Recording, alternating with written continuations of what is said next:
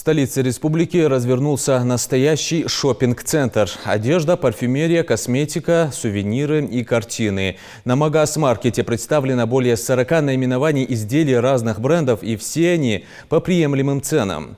Окунулась в атмосферу фестиваля и Жаридат Халухоева. Вначале это было просто хобби. Я увидела изделия из смолы на просторах интернета.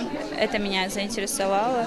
Смола и глина – два самых податливых материала, позволивших Айше Мурадовой создать свой бренд декоративных изделий. Сегодня он самым ярким образом представлен на первом масс-маркете республики. В ее работах буйство красок и форм, презентовать которые Айша приехала из соседней Чечни. Меня это заинтересовало, и мне стало интересно попробовать себя представить наши изделия, так как это новинка. И тем более мы являемся производителями, и мы можем предоставить покупателю большой ассортимент изделий. Есть чем восхитить посетителей фестиваля и ингушским рукодельницам. Яркие пейзажи, горы, незамысловатые узоры на белом холсте, исполненные акрилом, эпоксидной смолой и даже пателем. Это работа Мадины Хамхоевой, которая не стала ограничиваться ни тематикой произведений, ни сюжетом, ни жанром. Я начинала просто из одной картины. И у меня вот пошло, потому что я все свои силы потратила на это. То есть сегодня я пришла, чтобы показать нашим девочкам, что не надо бояться своих желаний, и можно реализовать любую мечту. Знаменитые мои картины – это с аятами из Корана. То есть первый раз мне пришло в голову сделать это, когда я увидела фотографию, мама прислала мне, когда была в Мекке. Мне захотелось написать Каабу, но Кааб было так много в интернете, и мне захотелось что-то свое добавить. И я решила просто написать один аят, и всем настолько понравилось, и с каждым разом я прибавляла все больше и больше разных интересных моментов в эту картину, и пришла к такой.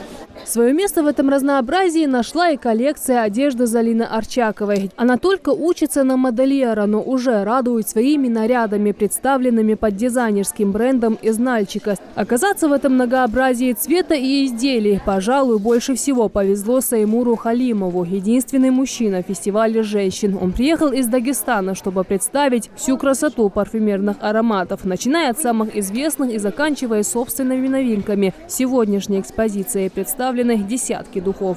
Одежда, косметика, сувениры и даже сладости. В Магаз-маркете представлено более 40 наименований брендов и изделий. Как делятся организаторы, участников собралось намного больше, чем они могли себе представить. Во всех остальных регионах уже давным-давно практикуются подобные встречи, фестивали, куда можно просто прийти с семьей, отдохнуть, купить что-то. И, соответственно, в республике такого не было, и подумали, почему бы и нет.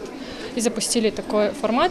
В эти предпраздничные дни такое многообразие кажется настоящим раем для всех представительниц женского пола Ингушетии. Тем более, что все это собрано в одном месте. И вот такая разноплановая выставка, что она не в одном ключе, мне как раз-таки это импонирует.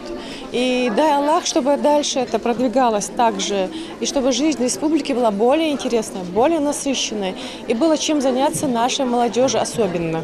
Оценить красоту представленных изделий или приобрести понравившуюся вещь женщины Ингушетии смогут и завтра. Магаз-маркет будет проходить 2 дня.